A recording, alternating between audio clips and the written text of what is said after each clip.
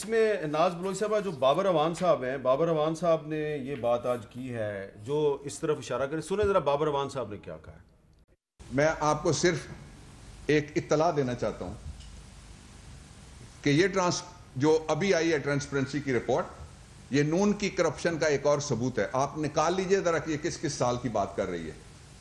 اور آپ یہ بھی نکال لیجئے کہ 90% اس میں سے پبلش شدہ میٹیریل ہے۔ یہ 2015-16 کا ہے اور 2017-18 کا ہے، اور کسی جگہ آپ دیکھیے کہ عمران خان کی حکومت یا پی ٹی آئی کا نام آیا ہے کسی جگہ؟ آنسر ول بی نو۔ اچھا، نام تو کبھی بھی کسی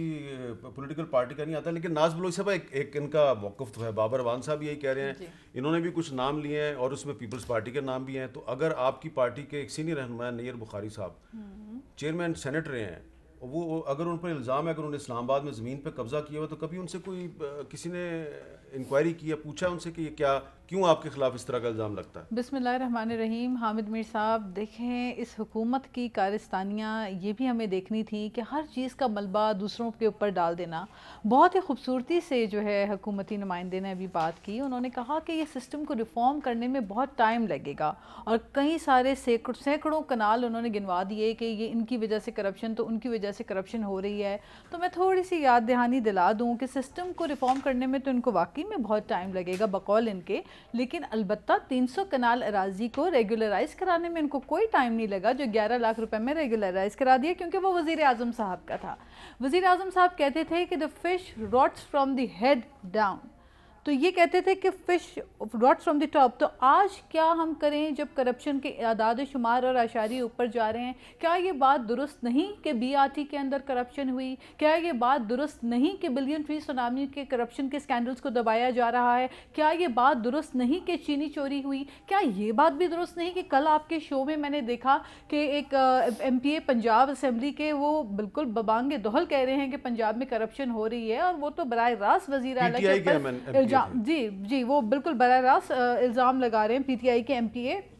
تو بات یہ ہے کہ جب چاروں جانب کرپشن ہی کرپشن ہو، اور دواؤں کی قیمتوں میں 500% اضافے کا نوٹس تو لے لیا جائے، اور اس کے بعد ہونے والی کرپشن پہ اگر آپ پردہ ڈال دیں، تو یہاں پہ یہ پاکستان میں تو ہم بولتے تھے، ہماری شاید آواز ان تک نہیں جاتی، لیکن جب یہ انٹرنیشنل وہ ادارے اعداد و شمار دے رہے ہیں جن کے اعداد و شمار کو یہ لہرا کے دوسروں کو امبیرس کرنے کی ناکام کوشش کیا کرتے تھے، لیکن یہ ایک حقیقت میں بھی آپ کو حامد میں نے سوال کیا تھا کہ نیر بخاری صاحب سے کبھی پیپلز پارٹی نے پوچھا ہے کہ آپ پہ یہ الزام کیوں لگتا ہے کہ آپ نے زمین پہ قبضہ کیا ہو؟ دیکھیں، مجھے نیر بخاری صاحب کے اس کیس کے بارے میں معلومات نہیں ہے، اس لیے میں اس کے اوپر کوئی کمنٹ نہیں کروں گی۔ البتہ مجھے یہ ضرور یقین ہے کہ پاکستان پیپلز پارٹی میں اگر ان کا